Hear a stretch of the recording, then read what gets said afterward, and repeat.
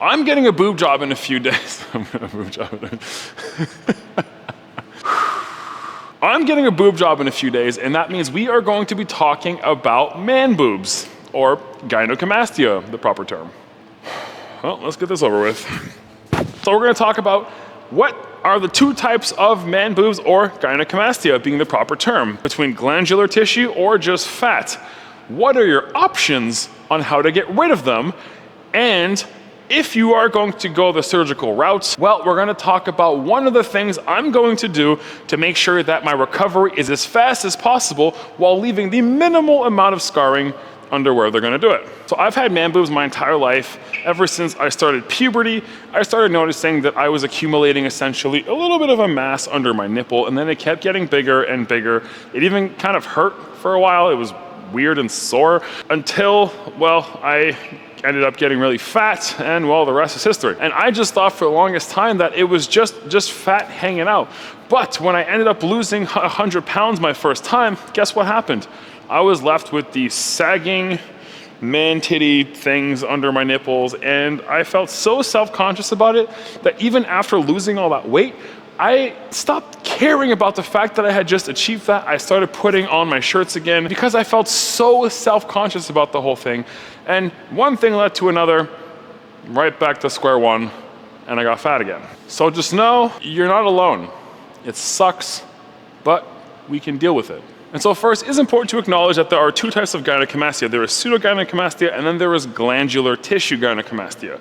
Understanding the difference between both is important to know what you can do about it. And the main difference between the two is that one is caused by fat, one is caused by a hormonal imbalance. So if you have pseudogynecomastia, all you would have to do technically is lose the weight, and then it'll go away. You might still have a little bit of loose skin, but you won't have that boob-like appearance like I have here when I bend down or when I flex my chest, and I still sort of have all of that hanging out for fun. This is glandular. The way you can tell very easily is by, this is gonna be weird, pinching my nipple on camera. Yeah, so where your nipple is, essentially right under your nipple is where the gland would be. So you sort of just grab it and then you pinch under. If there is nothing that is hard in the area and it's just soft, sort of like, you know, like the rest of your fat around your body, then that would just be pseudo. If you can feel this almost like ball, like hard thing under your nipple, that is the actual gland, and the gland only grows during the occurrence of a hormonal imbalance. The issue here is that not all gyno is caused by steroid use. Yes, that is something that can make it happen, but it is not the only reason. And I think that's why I got really angry when people were saying that Will Tennyson wasn't a natural during his competition because he had a little bit of gyno. Let's talk about why you can have it. The first reason that can cause a hormone imbalance is puberty. As your testosterone boosters as a man start kicking on, like, you know, 100 times more hormones that you had before, that can cause a shift between your testosterone and your estrogen. And when your estrogen rises too high, next thing you know, man titties. Another big reason is obesity or just being overweight. The issue is that your fat tissue will contain something called aromatase. Aromatase causes aromatization, which is essentially the transference from your testosterone being turned into estrogen. As we said before, high estrogen levels mean man titties. I hope that was easier to understand than the first time they tried to introduce photosynthesis in science class. And now that you should have a bit of a better idea on what causes gyno and what type of gyno, if you have any, what do you do next? Pseudogynecomastia, aka the fat gyno, you know, let's just call it fat gyno for now. If you have fat gyno or fat man boobs, then it's as simple as just losing weight. That sucks, but you know, get on the treadmill. If it is just pseudogynecomastia, you are going to have to lose weight. There is no if, and, or buts about it. It is the only way to get rid of it. I guess technically you could also do surgery, but just lose the weight. There are some stronger medications that can technically help in the lessening of the size of the gland, but nothing will get rid of it permanently. They will most likely only reduce it in sizes, and then when you are done with the medication and your estrogen spikes, there is the possibility that it will either get worse or at least just come back. Which is why the one only simple way that you can get rid of gyno confidently is snip, snip, surgery. So there's plenty plans of attack that a surgeon can take to get rid of your gynecomastia. For some people that don't have any loose skin, all the doctor can do is essentially make a small slit under the nipple, lift, cut the gland from out, removed, and put it back. Unfortunately, I have a bunch of loose skin. I don't know if you guys can see that from here.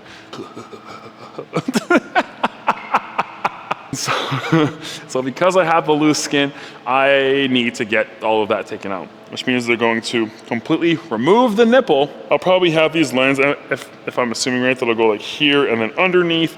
They're gonna cut the entire flap off all the way into my lat to get rid of all of this loose skin as well. And then they're going to combine them together. And this will essentially remove all of this. All of this loose skin is going to be gone in 4 days. You might think that because all this tissue is gonna be gone, my chest is actually gonna look smaller. On the contrary, I was looking more jacked than ever when I was at my leanest. And because I'm getting surgery, let's go talk about recovery post-surgery. Luckily to my advantage, I have Transcend that's backing me up. So with their help, we came up with a god tier peptide stack to help me recover as fast, as effective, and as best as possible to have minimal scarring. We're gonna go through the 7 compounds, peptides or drugs, I'm gonna be taking to recover from them. First one up being NAD+. Because it boosts mitochondrial function, it's going to reduce my inflammation and accelerate tissue regeneration. The next compound is actually a new one that I haven't played with before, but it's called tretinoin. And what this does is that it helps with skin cell turnover and it helps with the production of collagen. It's actually going to smooth the texture of the skin and the scar as it heals. Another use for this usually would be for acne scars. And then, well, a crowd favorite or most hated, I suppose, it depends on how you see it, tirzepatide. 2 reasons. 1, if I have a Crohn's flare-up during my healing process, it's going to delay incredibly, and then my chance of complications increase.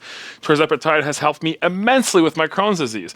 But 2, this is just because of my past. I will not be able to train hard for about 6 weeks, and as somebody who treats the gym as a mental barrier to fight my demons, it's going to be important to have something that's going to help fight my food noise. Yes, I am an incredibly tunnel-focused person, but I'm not perfect, and this could avoid me from spiraling. So it's actually going to be the first time since the contest that I'm going to be using this for not necessarily fat loss, but fat accumulation prevention. Of course, I'm going to be taking very small dosages. And next up, we have melanotan.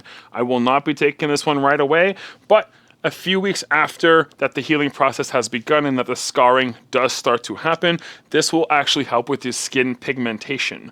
My entire body will go darker, but so will the scar that will be lacking pigment. But it will not directly impact the healing at all. It's more of a cosmetic thing. And then of course we're going to be using BPC 157 and TB 500. This isn't actually TB, I don't have it with me, it's at home. But those two together create the Wolverine stack for a reason. In the sense of regeneration and of healing, there is no better peptides that we can use at the moment other than BPC 157 and TB 500 combined. Both of those are amazing. It's how I healed all of my shoulder injuries and tennis, golf elbows. And I swear by this stuff. Anybody that has tried them and has responded well knows the same. The reason why they're so good is because they help reduce inflammation and with soft tissue healing at a very, very faster speed than you could normally. That's why I honestly believe every athlete should be using BPC 157 and TB 500. Obviously, I don't really care about WADA. So to end this video, I just want to let you know that you are not alone. The reason why I actually changed scenes to go talk about the peptides is because somebody came into the gym and I'm just not really comfortable talking about this stuff in public as much as I would like to be, which is ridiculous considering how I'm doing in front of a camera. It's gonna go on YouTube, but it feels different when there's somebody staring at you when all I can think about is, oh, are they staring at my man boobs? Are they staring at my loose skin down here? So I understand you, I get you. Yes, this sucks, but maybe hopefully one day if we can talk about it enough, it won't suck as much.